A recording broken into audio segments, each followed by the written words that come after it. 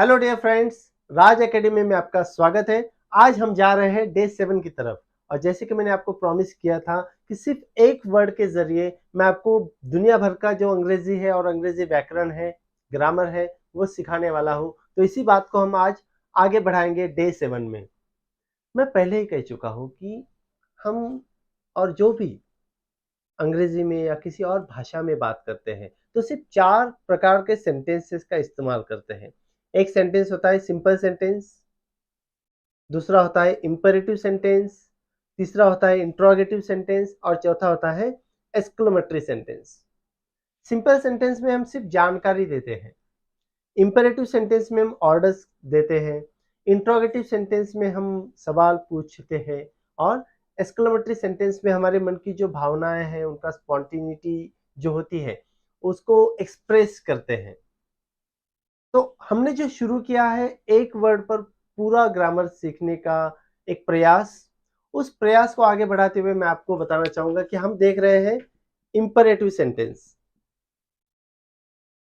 Imperative sentence को कहा जाता है आज्ञार्थी वाक्य, ऑर्डर सेंटेंस। इसी को कहा जाता है, इसके फंक्शन के आधार पर डूज एंड डोंट्स कहा जाता है। इसको डूज एंड डोंट्स का मतलब होता है ये करो और ये मत करो। अब ये करो और ये मत करो में कुछ 6 फंक्शंस होते हैं कुल मिलाकर।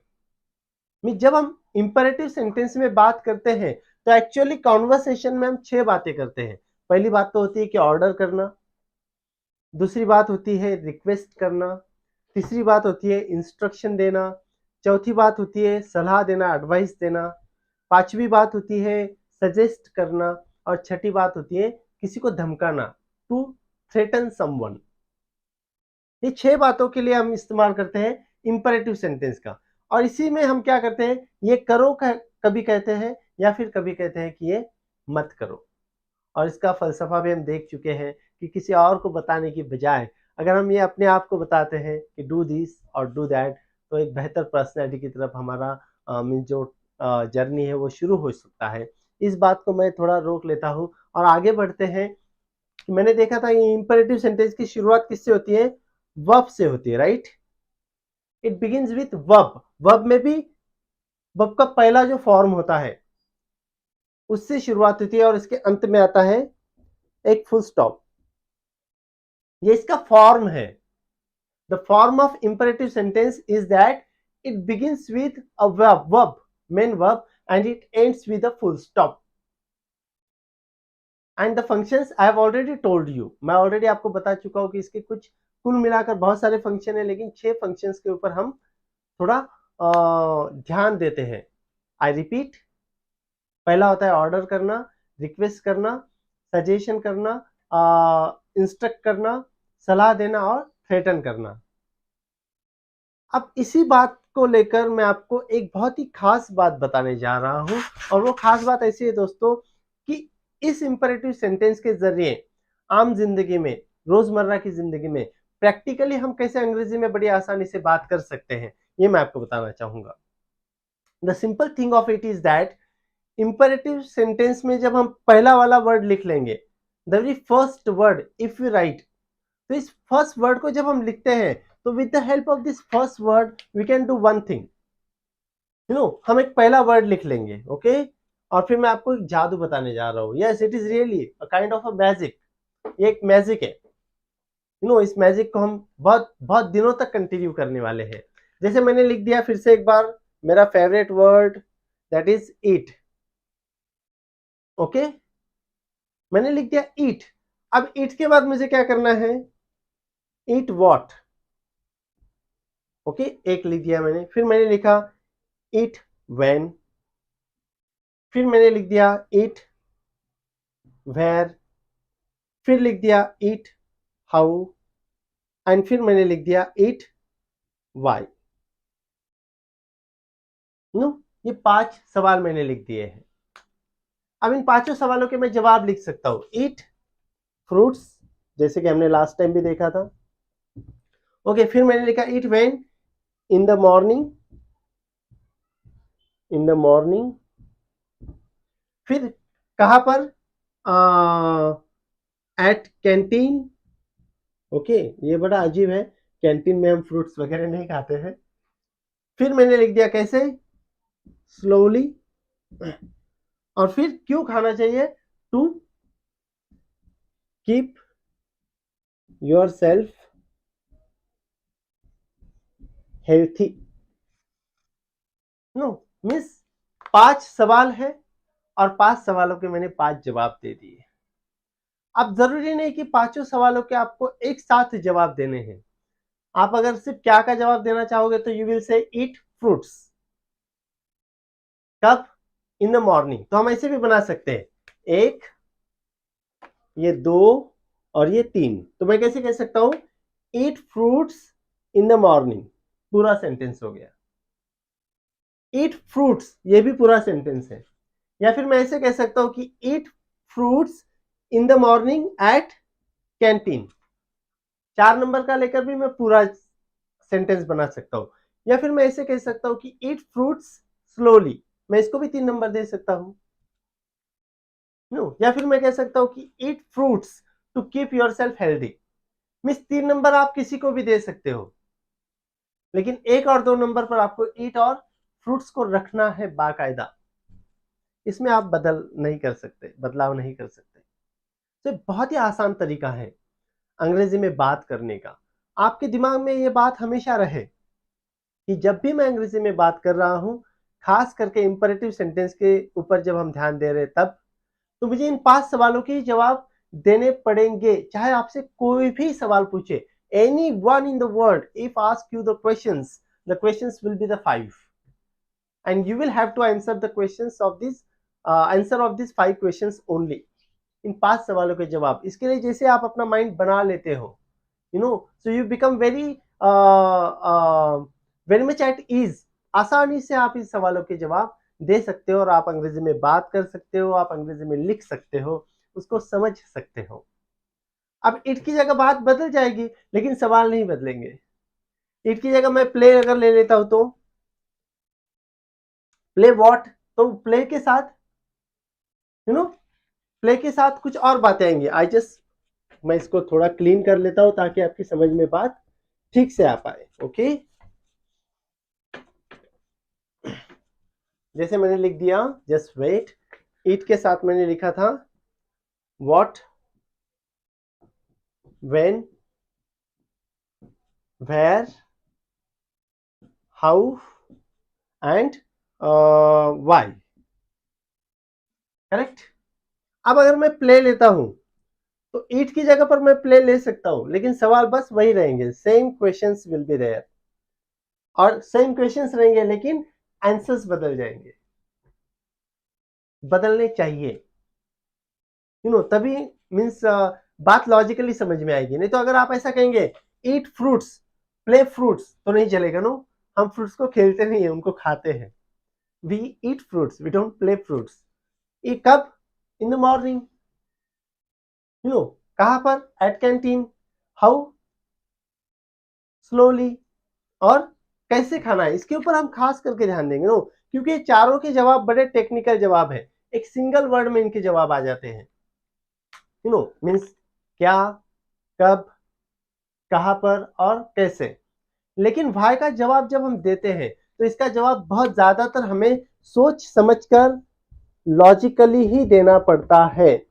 जितनी ज्यादा आपको आदत हो जाएगी इस वाई का जवाब देने की, उतना ज्यादा अच्छे अंग्रेजी में आप बात कर पाओगे। So this becomes very important to answer the very informative question. मैं इसको बहुत ज्यादा इंफॉर्मेटिव क्वेश्चन कहता हूं। These are also the informative question, इनसे भी हमें कुछ ना कुछ मालूमात हासिल हो जाती है। लेकिन ये सारे टेक्निकल क्वेश्चन है। मीन्स व्हाट की जगह पर कोई फ्रूट की जगह कोई और बात आ जाएगी, एक ही चीज आएगी। व्हेन की जगह इन द मॉर्निंग है तो इन द इवनिंग हो जाएगा, ऑन संडे हो जाएगा, द नेक्स्ट मंथ हो जाएगा, टाइम के ताल्लुक से बात आएगी।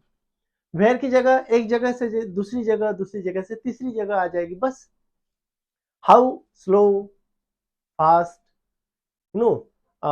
इजीली, इस तरीके से कुछ एडवर्ब्स आ जाएंगे। लेकिन जब हम वाई का जवाब देते तो हमें थोड़ा रुक कर इसका जवाब देना पड़ता है। क्यों खाना है, to keep yourself healthy. To make you fit, to dance. अभी सिर्फ टू के बाद ही आएगा क्या? तो ऐसा नहीं है। ये कैसे है मैं आपको बाद में जरूर बताऊंगा, लेकिन इसको फॉर के साथ भी ले सकते हैं, बिकॉज के साथ भी ले सकते हैं। तो टू, फॉर, बिकॉज, कम से कम ये 3 वर्ड्स हम लेंगे वाई के लिए, क्योंकि तीनों में से हमें किसका पता चलता है? रीजन का पता चलता है। क्या कारण है कि आपने फ्रूट खाने चाहिए? क्या कारण है कि आपने खेलना चाहिए? खेलो, क्यों? तो जवाब देना पड़ेगा। डांस, क्यों? एक अलग वजह होगी। सिंग, क्यों? तो इसकी अलग वजह हो जाएगी।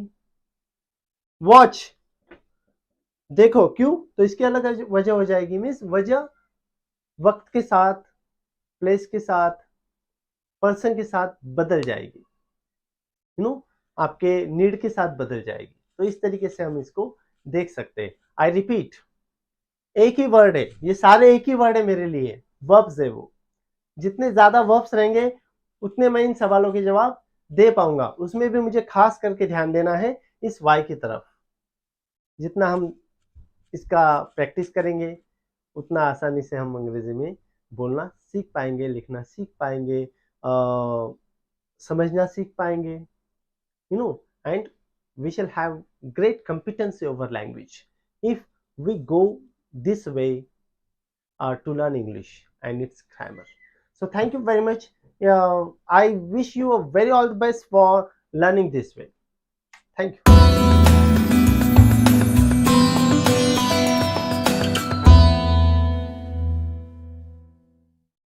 हेलो फ्रेंड्स, तो अभी अभी हमने देखा कि कैसे सिर्फ 5 सवालों के जवाब देकर हम अच्छी अंग्रेजी को सीख सकते हैं। लेकिन इतना काफी नहीं है दोस्तों। जब हम भाषा की बात करते हैं तो बहुत जरूरी हो जाता है कि हम भाषा को उसके ढंग से समझे। भाषा का अपना खुद का एक ढंग होता है। भाषा, जो कोई भी सेंटेंस आप बोल रहे हो, इसका एक सिमेंटिक बोले तो ग्रामेटिकल मानी होने के साथ साथ इसका हमेशा एक फिलोसॉफिकल मानी होता ही होता है। और इस फिलोसॉफिकल मानी को जब हम समझते हैं तो once again I say that we become a wonderful personality, believe me. जैसे आज के वीडियो में हमने देखा कि डे 7 में कि कैसे हम 5 सवालों के जवाब देते हैं।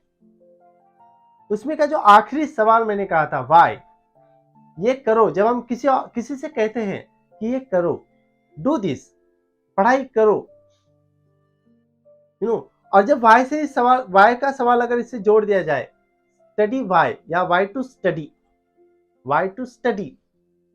तो उसका स्पेसिफिक रीजन आना चाहिए। Study to make your career, study to become a rational being, study for understanding, whatever, तो उसका जो भी जवाब आएगा वाई का, ये जवाब एक पर्पसफुल जवाब होगा, एक इंटेंशनल जवाब होगा। ये वो जवाब होगा जो बताएगा कि आप सोचते कैसा हो, और उस सोचने के साथ फिर आप उस ढंग से, उस हिसाब से बिहेवियर कर पाते हो कि नहीं, अपना बर्ताव रख पाते हो कि नहीं। This is a very important aspect of language. Language का एक बहुत ज्यादा इंपॉर्टेंट एस्पेक्ट है। ऑस्टिन ऐसा कहता है कि हम शब्द सिर्फ बोलते नहीं है, शब्द करते हैं। डू थिंग्स विद वर्ड्स, क्या कहा है? डू थिंग्स विद वर्ड्स, शब्द बोलो और करो। करो in the sense do something. तो जब मैं कह रहा हूं कि भाई ईट फ्रूट्स, और इसका अगर सवाल आ रहा है क्यों, तो इस सवाल का आपको जवाब देते आना चाहिए क्यों खाने हैं फ्रूट्स। मीन्स खाना खाने जैसी एक बहुत ही आम फिजिकल एक्टिविटी है, इसको हमें क्यों करना है। ये क्यों करना है जब तक हम नहीं समझ लेंगे, हर एक्शन, आप आपके हर एक्शन चेक कर लो, सवेरे उठने से लेके तो रात के सोने तक, हर एक्शन को चेक करेंगे तो इसका एक सवाल आपको पूछना है खुद से कि मुझे क्यों उठना है, क्यों जागना है, क्यों कॉलेज जाना है, क्यों पढ़ाई करनी है, क्यों खाना खाना है, क्यों दोस्तों से मिलना है, क्यों टेलीविजन देखना है, क्यों मोबाइल देखना है, क्यों कुछ किन्हीं चीजों को देखना है, क्यों मुझे सोना है इवन, क्यों मुझे सपने देखने हैं? मीन्स ड्रीम अगर मैं कहता हूं कि ड्रीम, सपना देखो, क्यों? खेलो, क्यों? बुक्स पढ़ो, क्यों? ध्यान दो, क्यों? कॉलेज जाओ, क्यों? मीन्स हर वो एक्शन जो आप कर रहे हो और आप चाहते हो कि आपके छोटे ये बात करें, तो इस बात का कोई मानी है। जैसे मैं इसको थोड़ा हल्का करना चाहूंगा आपका मूड। अगर एक लड़का है, वो कॉलेज जाता है और कॉलेज जाते वक्त अगर उससे मैं कहता हूँ, जैसे मेरे ही घर का कोई लड़का है कि go to college, you know, और अगर मुझसे पूछता है क्यों जाना है, मैं why to go to college, why to go to college, अगर वो मुझसे ऐसा पूछता है तो मैं means I will tell very ideally कि पढ़ने के लिए जाओ, करियर बनाने के लिए जाओ, फ्यूचर बनाने के लिए जाओ, अच्छी तालीम हासिल करने के लिए जाओ, राइट। लेकिन एक्जैक्टली अपोजिट वो बच्चा अगर बात कर रहा है कॉलेज जाकर, तो फिर गलती हो रही है। क्योंकि आइडियलिज्म के तौर पर देखा जाएगा तो college is to study, college पढ़ाई के लिए है। और बच्चे एग्जैक्टली अपोजिट अगर बातें कर रहे हैं, इसका मतलब क्या है, वो अपना पर्पस खो चुके हैं। और जहां पर हम अपना पर्पस खो चुके हैं, तो आप कितनी भी एक्शंस कर लो, कितनी भी बातें कर लो, कितना भी परफॉर्म कर लो, इसको कोई मानी नहीं रह सकता। तो dear friends, I will conclude with this. आप जो कुछ भी करते हो या जो कुछ भी चाहते हो कि आपके छोटे, आपके विद्यार्थी, आपके बच्चे करें, तो उसका एक बेस्ट पर्पस इस वाई के जरिए आपकी समझ में आए। तभी आप ये बातें खुद को भी बताइए, दोस्तों को भी बताइए, फ्रेंड्स को भी बताइए, विद्यार्थी जो आपके हैं उनको भी बताइए। तो this purposeful talk, purposeful dos, purposeful don'ts हो पाएगा और हम बेहतर जिंदगी की तरफ कदम बढ़ा पाएंगे। So thank you very much. अगर आपको हमारा वीडियो अच्छा लगा तो जरूर इसे लाइक करें, कमेंट करें, शेयर करें एंड सब्सक्राइब करें, and don't forget to press the bell icon as such. Thank you very much and wish you all the best.